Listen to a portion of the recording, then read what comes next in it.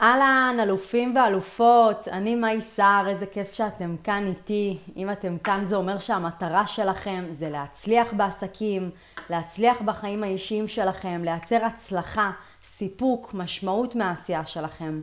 אני התעסקתי המון שנים בתחום הנדל"ן, בתחום ההשקעות, גם בארץ, גם בחול.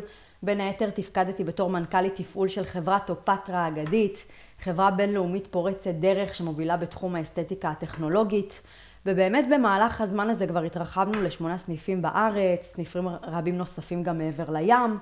הכל כמובן תוצר של עשייה מרובה באופן סיסטמטי, בהתמדה, בעקביות וכמובן עקשנות בלתי מתפשרת לממש את כל החלומות הכי גדולים שהיו לי ולהגיע לגרסה הטובה ביותר של עצמי. והיום אנחנו גם נלמד להביא אתכם למקום הזה. באמת מאז שאני מכירה את עצמי, הייתי וורקהוליק בנשמה. תמיד אהבתי עשייה, התחברתי לעשייה, תמיד ידעתי שאני אעשה דברים גדולים. היה לי רצון, הרצון בתוכי היה אז מאז שהייתי ילדה. תשוקה בלתי מוסברת לטרוף את העולם, להשאיר חותם, לבנות עסק מצליח משלי, וככה באמת עשיתי. כשאתה חותר למטרה מסוימת באופן עקבי, ללא הסחות דעת, התוצאה לא מאחרת לבוא. זו מתמטיקה מאוד מאוד פשוטה. כמו שאחד ועוד אחד שווה 2, ככה זה בדיוק. ברגע שנגדיר בצורה מדויקת את מטרת העל שלנו, אנחנו נמצא את הדרך הנכונה לבצע את הדברים ולגזור אחורה לפעולות מעשיות בשטח. עכשיו, אני ארחיב לכם על נושאים בכל השיעורים שלי, בנושאים שקשורים טכנית לעולם העסקים, איך בונים עסק נכון, איך מנהלים משא ומתן, איך לייצר מותג ששווה מיליונים, איך לבנות ברנד, איך להתנהל בתוך זמן. אנחנו גם נדבר על התודעה, על הכוח של המחשבה, אנחנו נרכוש המון המון המון כלים. נדבר על הפן המנטלי, שהוא לא פחות חשוב מהחלק הטכני, החלקים של הנפש שלנו. נדבר על ערך עצמי גבוה, על ביטחון עצמי, פחד מהצלחה, על יצירתיות בעשייה, כל מיני הסחות דעת שמפריעים לנו להמשיך בעסקים ולנוע קדימה, כל מיני גורמים מעכבים, סביבה שהיא לא מקדמת ועוד עשרות נושאים. תמשיכו להישאר איתי ואנחנו נגיע להכל. חשוב לי לציין שבמהלך השיעורים אני אשתמש בשפת יחיד, לפעמים בשפת רבים, לפעמים בזכר, לפעמים בנקבה. קחו בחשבון, אני מכוונת לכל האנשים באשר הם, הקהל שלי הוא גם נשים, גם גברים, הפנייה היא לכולם. אתם תרכשו יחד איתי כלים, הלכה למעשה, לבניית העסק שתמיד רציתם. המשימה היחידה שלכם היא לעקוב, ללמוד, לשנן, לעקוב אחרי השיעורים שלי ולהעמיק. זה לא מספיק לשמוע פעם אחת, כן? כי ללמוד זה לזכור. אף אחד לא זוכר מפעם אחת, אנחנו חייבים לשנן, ומי שישקיע יותר הוא גם ירוויח יותר, כי ככה זה עובד בחיים. לאיפה שהגעתי היום, הדרך לשם בהחלט לא הייתה קלה, היא הייתה רצופה בניצחונות, בכישלונות, כי זה קשה לדחוף חזק. זה קשה להישאר בפוקוס על הדברים שאתה רוצה. זה קשה לשמור על אנרגיות גבוהות, אני יודעת. אני מבינה אתכם כל כך, זה קשה לעשות 50 שיחות טלפון ביום ולקבל 50 פעמים לא. קשה להקים את עצמך לחדר כושר, לשמור על תזונה בריאה, לשמור על מצב רוח, לחיות באמונה, ללמוד. זה קשה להישאר חיובי. כל זה נכון ואני מבינה לגמרי. אבל זה יותר קשה להיות ממורמר, לחיות בפחדים, להיות מנוהל על ידי לחץ, להיות בדיכאון, לא להגשים את עצמך, לא להיות עקבי, לחיות בלי משמעת עצמית. יותר קשה לא להאמין בעצמך, הכל קשה, אבל תשאלו את עצמכם שאלה אחת. איזה סוג של קושי אתם מעדיפים? השאלה הזו תעזור לכם להגיע למסקנה שהכל קשה, אבל אני מעדיף את הקושי של עשייה, כי אני לא רוצה להרגיש את החרטה הזו בתוכי. והיום אתם נמצאים כאן איתי כדי שאני אקצר לכם את הדרך, חד משמעית. זה לא אומר שזה יהיה קל, אך זה יחסוך לכם המון המון המון זמן. שתחליטו ללמוד משיעורים שאנשים אחרים חוו בחיים האישיים שלהם, אתם תקצרו לעצמכם את הדרך. כשאנחנו הולכים במסלול החיים, יש לנו בורות, כולנו נופלים לתוכם, נכון? יש לנו קשיים, יש לנו תיק שאנחנו סוחבים על עצמנו, סיטואציות כאלה ואחרות מאתגרות, אבל אני מבטיחה לכם שאם אתם תעקבו אחרי סדרת השיעורים שלי, תאמינו לי שאני אקצר לכם את הדרך בכמה שנים טובות. כמה שנים טובות של ניסיון, אני אלמד אתכם לא ליפול לבור, אלא ללכת מסביב לבור, ולצלוח כמה שיותר ניצחונות, ולחסוך לכם סבל בדרך להצלחה שלכם. עכשיו, לכל אחד יש מחשבות על האני האידיאלי שלו, הגרסה המוצלחת ביותר של עצמו, שבו הוא מגשים את כל היכולות שלו, שהוא מגשים את הייעוד האישי שלו, נכון? כל אחד יש לו את הגרסה הזו שהוא חולם עליה, שהוא הולך לישון בלילה. ותזכרו טוב טוב, אם יש לכם חלום, זה לעולם לא יעזוב לכם את השכל. אל תטעו. אם לדוגמה חלמתם להיות זמרים מצליחים, לעסוק בתחום האופנה, לפתוח ברנד, מותג ענק, להיות אנשי עסקים, לפתוח סטארט-אפ מצליח, ולא עשיתם את זה, החרטה תמשיך לקרסם בכם גם שתגיעו לגיל 70. מעצם העובדה הפשוטה, זה עדיין כאן במיינד שלכם. זה תמיד יהיה בתודעה שלכם כאן מאחורה. אתם תנסו לטשטש את ההרגשה הזו, תנסו לברוח מזה, וזו אגב הסיבה שרוב האנשים היום בורחים. רוב האנשים מתנתקים מהמציאות, כל אחד בדרך שלו, כן? כי אין דבר יותר קשה מלשאת הרגשת חרטה, להרגיש שלא הצלחת או שלא ניסית בכלל, כן? אין כאן אפילו כישלון, כי אתם לא ניסיתם מלכתחילה. אז עדיף שהייתם לפחות נכשלים, כי אם הייתם נכשלים, לפחות הייתם יודעים שניסיתם. אם אותו הדבר שאתם רוצים זה משהו שהוא משמעותי בשבילכם, תהיה לכם תשוקה בלתי מוסברת לדבר הזה. תהיה לכם כמיהה, רצון אז להשיג אותו, ועכשיו אני גם אסביר לכם איך זה מתבטא. אני ממש אפרט לכם את זה כדי שתבינו את ההרגשה הזו, ואם אתם מרגישים הזדהות, זה מעולה. כי זה כבר משהו שהוא לא צריך להיות נרכש אצלכם, זו לא יכולת שאתם צריכים לפתח, אלא זה משהו שכבר build in, בנוי אצלכם. אז אם אותו הדבר שאתם רוצים הוא משמעותי בשבילכם, זה יתבטא בכך שאתם תדעו לפי המחשבות שבאות לגבי אותו הדבר. זה יופיע שוב פעם ושוב פעם, ואתם תקבלו מסרים כאלה ואחרים לגבי אותו הדבר, כי אתם כל הזמן רואים אותו בוויז'ן שלכם, בהשתקפות של הדמיון.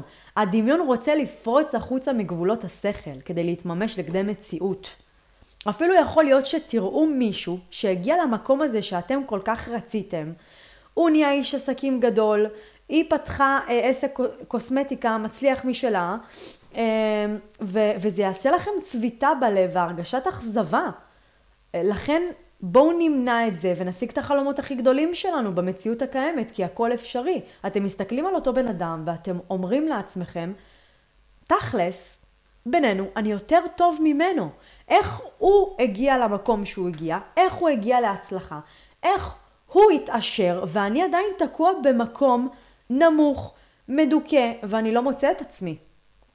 אז הכל אפשרי, ואם אתם רואים את זה, חשים את העוצמה הזו בתוככם, לכו ותשיגו את זה, או שזה יצוד אתכם וזה יקלה אתכם בכלא של עצמכם עם הרגשת חרטה עד סוף החיים שלכם. ואני שומעת את זה מהמון המון אנשים שהתבגרו וכבר בדיעבד אומרים לי את זה, שכל הכבוד שתמיד הלכתי עם הלב שלי, עם החלום שלי ולא ויתרתי לעצמי. אנחנו גרים בתוך עצמנו. אתם גרים בתוך עצמכם. אתם הבן אדם שאתם נמצאים איתו כל יום, כל היום, עד סוף החיים. המחשבות לא יפסיקו להופיע. אז כדאי מאוד שתנקטו בפעולה כבר עכשיו, ותצאו לדרך, ובשביל זה אתם כאן.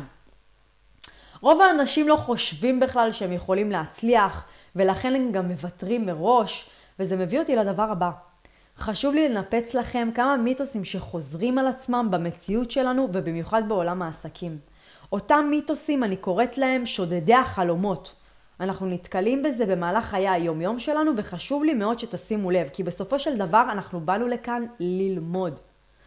עכשיו, כמו שאנחנו יודעים, רוב האנשים הם לא מאמינים בעצמם, ואגב זה הרוב החותך. רוב האנשים הם לא נחלו הצלחה בחיים שלהם. הם לא נחלו הצלחה מסחררת, או שיכול להיות שהם כן הצליחו, אבל הם התרסקו, הם פתחו איזה עסק וסגרו אותו, או שהם התאכזבו, או שיכול להיות שהם בכלל לא ניסו. אוקיי? זה לא היה אופציה מבחינתם, והם שורה תחתונה נשארו עם מה שהם מכירים. הם חזרו לנקודת אפס. ולכן הם כל הזמן מסתובבים עם הרגשה של ספקות לגבי אנשים אחרים שכן הצליחו ועשו את זה. עכשיו בואו ניקח סיטואציה, אוקיי? לכו תתייעצו עם אדם כזה שלא הצליח להגשים את החלום שלו ותראו מה הוא יגיד לכם. סיטואציה, לדוגמה, אתם עכשיו עולים לנהג מונית. מתחילים לדבר איתו, הוא כמובן מתחיל לדבר איתכם לפני שתתחילו לדבר איתו, תאמינו לי, אבל הוא מתחיל לשאול אתכם מה אתם עושים בחיים, ואתם מספרים לו. עכשיו אני רוצה להיכנס לשוק ההון, לנדל"ן, אני רוצה לפתוח עסק מצליח, אני רוצה לפתוח סטארט-אפ, אני רוצה לפתוח איזה עסק בקוסמטיקה או תחום היופי, והוא בשיא הריגוש מתחיל לספר כמה שהוא פעם היה מצליח, וכמה כסף הוא הרוויח, והוא התרסק, והוא פתח עסק, והוא נסגר, והתחום הזה מסוכן, ובתחום הזה יש להיזהר כמו מאש, זה תחום שלא בטוח ללכת עליו. אז עכשיו, נהג מונית יקר, חביבי שלי, מי אמר שאתה לא הצלחת, אז גם אני בהכרח לא אצליח. אתה בכלל דוד, ואני בכלל קוראים לי משה, או סיגל. זה לא משנה. מה הקשר שלי אליך? מה הקשר של התקופה שאני נמצא בה לתקופה שאתה היית אז? זה בכלל לא בר השוואה בשום צורה. תשווה תפוח לתפוח, אל תשווה תפוח לבננה, ככה אני תמיד אומרת. צריך להשוות דברים לדברים ענייניים והגיוניים, וזה שאתה לא הצלחת, זה לא אומר שאני לא אצליח, זה דבר אחר לגמרי. עכשיו, איפה הבעייתיות כאן, חברים? שאנשים לא עוצרים לחשוב על זה. אנשים מקשיבים לכל דבר שאומרים להם, והם מושפעים מהסביבה, בין אם הם ירצו לבין אם הם לא ירצו. גם בהמשך אני ארחיב לכם על חשיבות של סביבה, כמה סביבה יכולה להשפיע עלינו, על סביבה מקדמת. אז יום אחד ישב מישהו אחד, קיבל תגובה כזו מהסביבה, וזה מחלחל בו, זה מחלחל אליו, זה ישפיע עליו ישירות על ההחלטה שלו בסוף, לא להיכנס לתחום, זה ישפיע עליה בסוף לא לפתוח את העסק שהיא רצתה. עכשיו, עזבו אם הם היו מצליחים או לא מצליחים בעסק, צדק, לא צדק, זה לא העניין הזה, אנחנו לא מדברים על זה. כי אותם אנשים בחיים לא היו יודעים אם הם היו מצליחים או לא, כי הם אפילו לא ניסו בגלל תגובה של אותו בן אדם. וכואב לי על אנשים כאלה בחיי, יש אלפים כאלה שמסתובבים בעולם, כל יום מתייעצים עם אנשים סביבם, ובמיוחד עם ישראל, שזה העם היועץ, אני קוראת להם העם היועץ, כל אחד יש לו דעות על כל דבר, הוא יודע והוא מבין בכל דבר. עכשיו, מה מעניין אותך, החוויה של מישהו אחר? תלך אחרי הלב שלך, תנסה דברים, תקפוץ למים, אז נקבל קצת שפשופים, אנחנו לא עשויים מצמר גפן, גם אם אנחנו נופלים, אנחנו קמים וממשיכים הלאה. מה העניין כאן? כל הזמן להתייעץ עם אחרים ולבקש אישור וקבלה מצד החברה. ממש לא. אין בעיה כמובן לקבל דעה או חוות דעת. זה מאוד בריא להשתמש בטכניקה שנקראת חוכמת ההמונים, אם שמעתם עליה. זה מפרה לנו את המוח לגבי החלטות שאנחנו רוצים לקבל, ואנחנו מסתכלים על דברים מצדדים שונים שלא שמנו עליהם עין. פתאום אני יכולה לקלוט דבר שוואלה לא חשבתי על זה. בסדר גמור. עוד משהו נוסף מאוד מאוד חשוב שאני אגע בו ואני לא אשכח. אני רואה המון אנשים שמתייעצים עם אנשים שהם בכלל לא באותו תחום שהם עוסקים בו, ובכלל לא הגיעו מבחינה תודעתית לאיפה שהם שואפים להגיע או כבר הגיעו. לדוגמה, מישהו שעכשיו רוצה לפתוח עסק מצליח, והוא כבר ברמה תודעתית מאוד מאוד גבוהה, מתייעץ עם חבר שלו שהוא מאוד מאוד אוהב אותו וקרוב לליבו, אבל הוא לא מפותח כל כך מבחינה תודעתית, והוא עובד כרגע משמרות בבית קפה נחמד, ממלצר. עכשיו, כבודו במקומו מונח, כל עבודה מכבדת את בעליה, אבל אנחנו לא באנו להתייפייף כאן, אנחנו באנו לדבר עובדות. מה הקשר של אדם א' לאדם ב'? אין כאן שום קשר. תתייעצו עם אנשים שכבר הגיעו למקום שאתם רוצים להיות. הוא יכול לתת לך עצה חברית, נכון, אבל למה להתייעץ עם אנשים שעדיין לא הגיעו לשם? אני מקבלת לגמרי התייעצות, זה אפילו חיובי, ציינתי את זה כבר.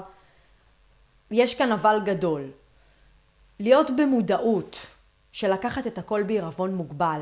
לדעת לעשות את ההפרדה בין מה שאני רוצה באמת בחיים לבין דעות של אחרים, ולבחור בסוף את הנתיב שנכון לי, מראייה חכמה והוליסטית. ראייה שהיא הוליסטית היא ראייה שהיא כוללנית יותר, ראייה ברמת המקרו, ראייה שהיא גבוהה. להתבונן על מה שאמרו לי, לא לקבל את זה לתוכי כעובדה, זו בסך הכל דעה. כמו שאנשים אוכלים דרך הפה, היום אנשים אוכלים דרך האוזניים דעות וחרטות שאנשים מאכילים אותם באמת, וזה גם אחת הסיבות שהם לא מצליחים. זה יכול להיות בגלל הסביבה שלהם, אבל לא רק בגלל הסביבה שלהם. הסביבה שלהם ממש לא אשמה אם הם הולכים ומקשיבים לדעות של אחרים. אל תחפשו לזרוק אחריות. זה רק בגללכם, שאתם לא מספיק נחושים ללכת אחרי האמת שלכם, ומקבלים דעה או חוויה שלילית של מישהו אחר, כאמת אבסולוטית שלא ניתנת לערעור או לא ניתנת לשינוי. אני רוצה גם לתת לכם פרספקטיבה קצת שונה.